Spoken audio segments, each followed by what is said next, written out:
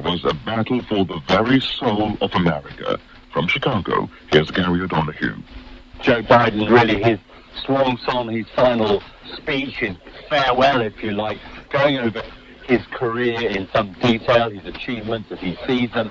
Not a great deal about the woman who's taking over the nomination from him, his Vice President Kamala Harris.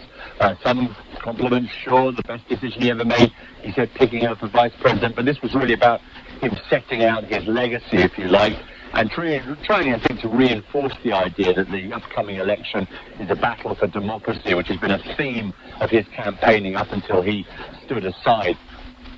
The U.S. Secretary of State is traveling to Egypt as he continues his push for a ceasefire and hostage release deal in Gaza. Antony Blinken held talks with the Israeli Prime Minister on Monday. John Donnison is in Jerusalem.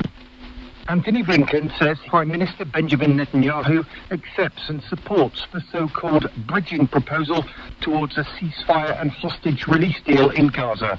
The US Secretary of State now heads to Egypt and Qatar to try to get them to put pressure on Hamas to do the same.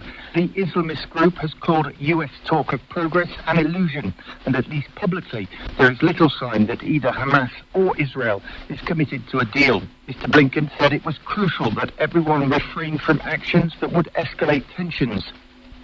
A North Korean soldier has crossed the border into South Korea across the demilitarized zone which separates the two countries. South Korea's military has said it appears the soldier was defecting and is now investigating how he managed to do so. It follows a defection last fortnight in which a civilian reportedly walked around the coast during low tide.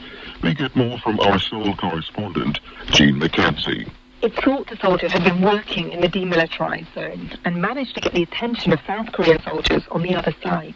Defections in general have plummeted over the past few years as North Korea has increased the security and surveillance along its vast border with China, which is the route that most use to escape.